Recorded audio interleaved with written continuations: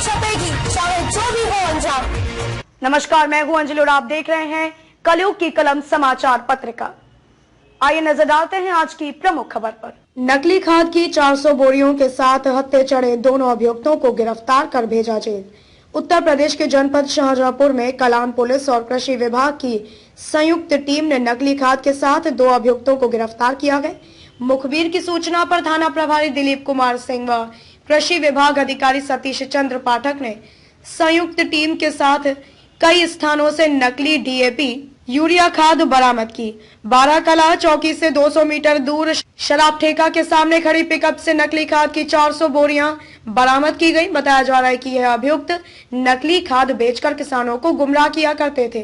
कृषि विभाग अधिकारी डॉक्टर सतीश चंद्र पाठक ने पुलिस टीम थाना प्रभारी दिलीप कुमार सिंह के साथ कई स्थानों पर छापेमारी के दौरान 2 अभियुक्तों को गिरफ्तार किया।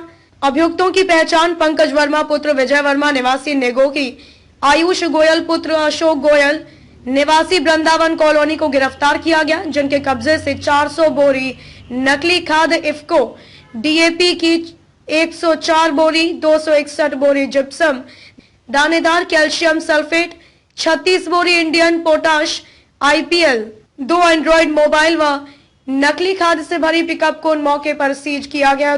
दोनों अभियुक्तों पर अभियोग पंजीकृत कर जेल भेजा गया। शाहजहांपुर उत्तर प्रदेश से कलयुग की कलम समाचार पत्रिका की खास रिपोर्ट। खाद का भी प्रकरण जो था, इसमें कुछ दिन पहले खुटार ने एक कार्रवाई की थी। उसके बाद फिर हमारे जो डिस्ट्रिक्ट एग्रीकल्चर ऑफिसर हैं मिस्टर पाठक, उन्होंने बहुत ही इसको गंभीरता से लेते हुए, नॉर्मली ऐसा कम देखने को मिलता है कि इतनी समर्पण के साथ आदमी उसको पीछा करे, तो उन्होंने बिल्कुल इसको बहुत गंभीरता से लेते हुए इस पर लगातार वो लगे रहे, तो जिसके तहत ये कल जो कामयाबी मिली हम लोगों को, ये मिली। और इसमें भी हम लोग वही बात है कि इसके लॉजिकल एंड तक पहुंचने की कोशिश हुई कि एक केवल गाड़ी में कुछ बोरी खाद मिल गई तो इससे इतिश्री न करके उससे पता करा गया कि उसका अपलिंग कौन है, उसको उठाया गया, उसके गोदाम से 200-250 बोरियां बरामद हुई, उससे पूछताछ की गई तो उसका सोर्स पता किया गया, तो यहाँ पे आयुष गोयल मिल गए। तो लाइक दैट हम लोग इसी प्रकार एक आपस में अच्छे कोऑर्डिनेशन के साथ काम करके ये कोशिश करते हैं जो भी ऑर्गेनाइज क्राइम है उसको बिल्कुल समूल उसको खत्म किया जाए। ये थाना तिलार के निवासी हैं और दूसरा अभियुक्त है आयुष गोयल पुत्र अशोक गोयल।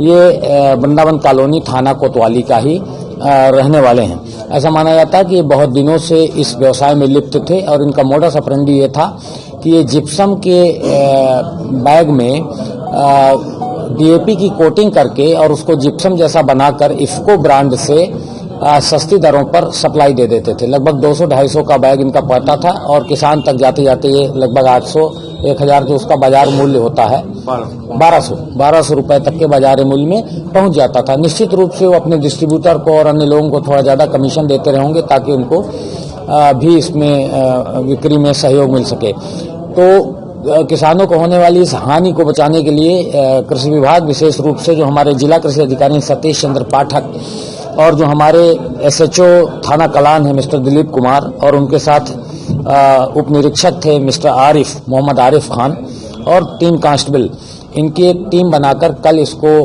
अंजाम दिया गया। इसके पहले भी पुलिस ने एक बार कोशिश की थी, लेकिन उस समय शायद सूचना सही नहीं थी और इस वजह से हमें सफलता नहीं मिली थी। लेकिन कल एक बड़ी सफलता मिली और इसकी परतें उभरनी शुरू हुई और 3-4 जगहों पर छापा मारकर 261 बोरी के लगभग हमने ऐसी सामग्री पकड़ी है जिससे इन्होंने तैयार माल बना रखा था। इसके अलावा कुछ कच्चा माल भी है।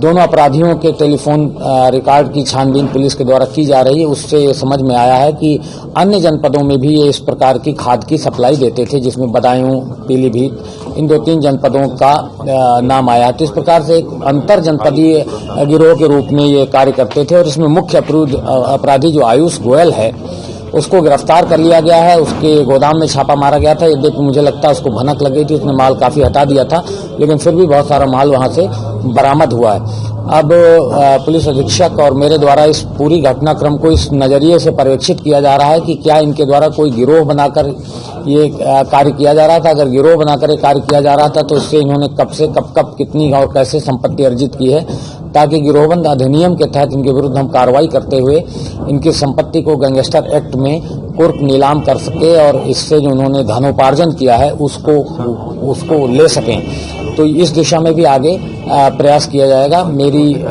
जनता से अपील है कि अगर सस्ते में कोई चीज़ मिलती है तो सावधानी बरतने की ज़रूरत है, क्योंकि बहुत सारे लोग गलत तरीके से आपको नुकसान पहुंचा सकते हैं।